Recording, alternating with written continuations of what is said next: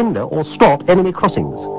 C. Using the same techniques to make unnatural chemtrails seem natural, the media then started reporting that the utterly extraordinary floods are here to stay, changing the extraordinary into a new ordinary. One critic even blamed the public for not being more aware.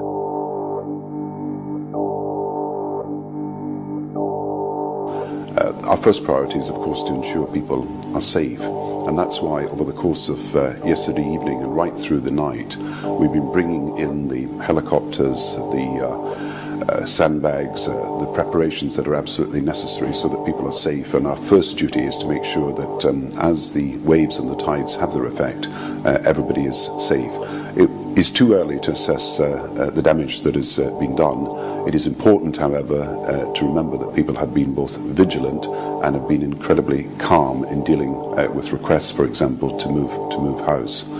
During the course of the day, we'll continue to monitor this. I think the important thing, however, is that the national government stands ready to help local communities with any difficulties that arise. And I want to thank people for recognising not only that they've got to act on the warnings that have been given, but also the calm and measured way that they've done this, and their willingness to understand that personal safety is incredibly important here and not to take any risks with their own personal safety. The summer flood chaos came at just the right time to emphasize the worthiness and necessity of the drastic global political changes being marketed to us by stars at the Live Earth concerts. The corporate elite of the planet intensified their push for a global taxation system with a year-long build-up to the Live Earth hysteria held on July 7th, 2007 on 7 continents. World leaders announced that saving the Earth was the new organizing principle for humanity and hailed it as the planet's new religion. They claimed that CO2, which plants breathe, was killing the Earth and that we must reduce the number of children we have to curtail our carbon footprint. Countries across the world mark the day by passing new carbon tax schemes and raising taxes on gasoline, natural gas, and electricity. Put a price on the carbon. A tax is the best way. Cap and trade can also do it. If there were a carbon-based tax, would there be a need for an economy-wide cap and trade system? They are not either or. We can do both. I am in favor of both. We need to take advantage of everybody on this planet to help solve the problem of global warming. We need to take advantage of everybody on this planet. Take advantage of everybody on this planet. Take advantage of everybody on this planet. If we can do it with some form of climate engineering, all the better. Could a strange substance found by a Southwest Arkansas man be part of a government test?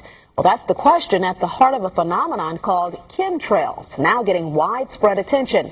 Well, tonight, KSLA News 12 investigation reporter Jeff Farrell shows us the results of testing we had done about what's in our skies. It seemed like some mornings it was just crisscrossing the whole sky. It was just like a giant checkerboard. Bill Nichols snapped several photos of the strange clouds from his home in Stamps, Arkansas. They begin as normal contrails from a jet engine, but do not fade away like a normal contrail. Soon after, he saw particles in the air. You know, because we'd see it drop to the ground in a haze. Nichols then noticed the material collecting on the ground. This is water and stuff that I collected in bowls. I had it set out in my backyard on my dad's pickup truck. KSLA News 12 had the sample tested at a lab. The results? A high level of barium, 6.8 parts per million, more than 3 times the toxic level set by the EPA. Armed with these lab results about the high levels of barium found in our sample, we decided to contact the Louisiana Department of Environmental Quality. They told us that yes, these levels are very unusual, but at the same time they added the caveat that proving the source is a whole nother matter. Barium is a hallmark of other chemtrail testing, which even attracted attention from a Los Angeles TV station. There's already no shortage of unclassified weather modification programs by the government. But those who fear chemtrails could be secret biological or chemical testing on the public point to the 1977 Senate hearings in particular, which confirmed 239 populated areas had been contaminated with biological agents between 1949 and 1969. Later, the 1994 Rockefeller Report concluded hundreds of thousands of military personnel were also subjected to secret biological experiments over the last 60 years. But could secret testing be underway yet again? KSLA News 12 discovered chemtrails are even mentioned by name in the initial draft of House Bill 2977 back in 2001 under the Space Preservation Act. But the military denies any such program exists. Jeff Farrell, KSLA News 12 reporting. And, you know, it turns out until 9 years ago, the government had the right under U.S. law to conduct secret testing on the American public under specific conditions. Only a public outcry repealed part of that law, with some exceptions. Now, Jeff's report mentioned high levels of barium linked to those alleged chemtrails. We wanted to find out exactly what effects barium has on the body. We spoke with Mark Ryan, the director of the Poison Control Center. Ryan tells KSLA News 12 that short-term exposure can lead to anything from stomach to chest pains.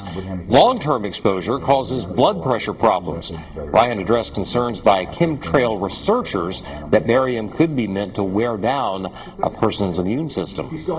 Anything that causes ill effects in the body long-term chronically is going to affect your ability because it's constantly working on the body. So from that aspect, yeah, that's a potential. You know, Nick and I discussed many things. One of the things we discussed, or he brought up in conversation, was reducing world population, and felt that there were too many people in the world.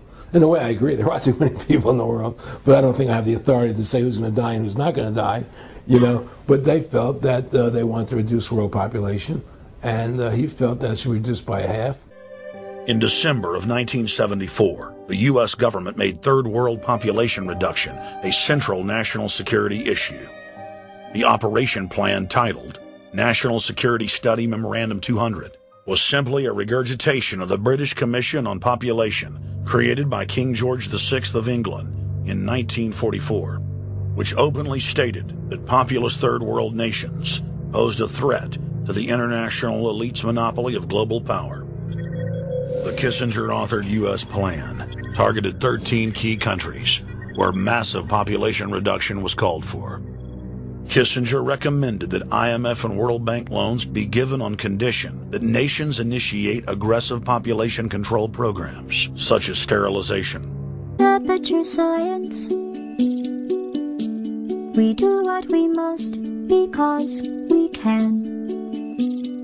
For the good of all of us, except the ones who are dead. Look at me still talking when there's science to do. When I look up there, it makes me glad I'm not you. I've experiments to run, there is research to be done on the people who are still alive. And believe me, I am still alive. I'm doing science and I'm still alive. I feel fantastic and I'm still alive. While you're dying, I'll be still alive. And when you're dead, I will be still alive. Still alive. Still alive. Read up on the history of viral and bacterial warfare. That's where your plagues will come from. They can do all of the other things with the HARP technology alone. Earthquakes, droughts or flood, and hurricanes, tornadoes, is all in their treaty at the United Nations. So yeah, they have the bag of tricks. As long as they don't admit that they're using them, they might just get away with it. Now they're going to put a lot of propaganda out and claim, well, it's a threat from out there. It's the sun's going crazy. The sun is just going nuts, and you have to give up all your rights and do what we say so we can all survive. Or they could use the plague, as I say. So many things they can use because it's all done now by science, and they've been spraying us like bugs for years now, and you can smell and taste the metallic particles in the atmosphere pretty well every day. And here's what was in The Guardian. And it says here, the Ministry of Defence predicts more use of chemical weapons. they predict it. They predict more use of chemical weapons. This is how they give their statements to the British public and to the world. And he goes on to say,